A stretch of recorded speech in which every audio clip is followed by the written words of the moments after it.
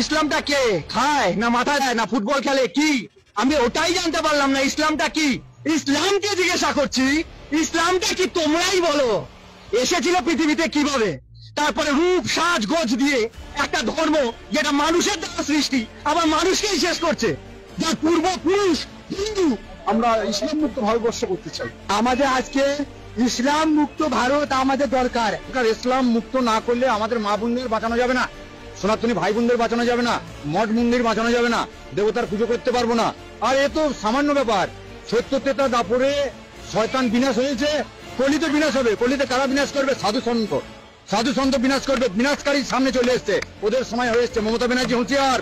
গোটা ভারতবর্ষে কয়েক কোটি নাগা সন্ন্যাসী আছে, যেটা আমরা মুঘলের সঙ্গে লড়াই করেছিলাম। সারা বিশ্ব বলছে ইসলাম মুক্ত ভারত। যে ভারত সারা বিশ্বকে পথ দেখাচ্ছে, সেই ভারতকে রক্ষা করতে সারা বিশ্ব দাঁড়িয়ে গেছে। এরপরে বন্ধুরা হিন্দুরা জাগো, কেন ইসলাম মুক্ত ভারত বিশ্ব চাইছে? ১৪০০ বছর আগে ইসলাম তৈরি হয়েছে, ১৪৫০ বছর আগে, ১৪০০ বছর আগে ইসলাম পাড়ি দিয়েছে। আমাদের দরকার জিহাদ মুক্ত ভারত, শুধু ভারত না, জিহাদ মুক্ত বিশ্ব। যে জিহাদবাদ বলছে যে মুসলমান ছাড়া কেউ থাকবে না, মুসলমানকে কেটে দাও, আর মুসলমান হওয়ার শান্তি নেই। এই তুই শিয়া, তাহলে তোকে কাটবো। এই তুই সুন্নি, তাহলে তোকে কাটবো। তুই আহমদিয়া, তুই বারেলভি, তুই সালাফি, তুই ওয়াহাবি, তুই ইসমাইলি, কাটবো। এই চিন্তাটা মৃত্যু দরকার। এগুলো সব উপধর্ম, ছলধর্ম। আজকে ছলধর্ম করে আজকে ভারতবর্ষটাকে শেষ করার চেষ্টা করছে। ইসলাম ধর্ম ত্যাগ করে মুক্ত করে আমাদের সনাতন ধর্মাবলম্বী হওয়া উচিত, যাতে এই যে হিন্দু জাতি বা সনাতন ধর্মের উপরে যাতে অত্যাচার অনাচার যাতে না হয় সেই প্রতিকার করা উচিত। একজন সাধু বলছিলেন ইসলাম মুক্ত হওয়া প্রয়োজন। ইসলাম মুক্ত কেন? ইসলাম হচ্ছে মানবিকতার শত্রু। টেররিজমটাকে বাঁচিয়ে রাখার ইকুয়াল টু করলে মনে হয় ইসলাম।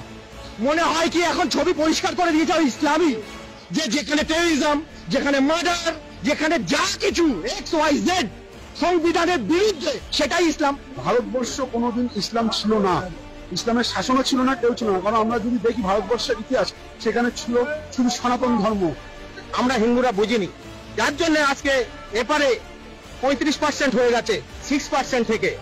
আমি সুমন্ত চক্রবর্তী, পূর্ব বর্ধমান জেলার 31 নম্বর ওয়ার্ডে আমার নিজস্ব প্রত্যেক বাড়ি ছিল। আজ আমি 2018 সাল থেকে সেই পৈতৃক বাড়ি থেকে জেহাদি মুসলমানদের অত্যাচারে এক প্রকার তাদের ফতোয়ার জন্য সেই নিজস্ব পৈতৃক বাড়িতে 2018 সাল থেকে ঢুকতে পারছি না। আজকের যে হিন্দু সনাতন ধর্মটা কোথায় যাবে? আজকের হিন্দু সনাতন ধর্ম কোথায় গিয়ে দাঁড়াবে? ইসলাম বলে কোনো কথা ধর্ম ছিল না। আমাদের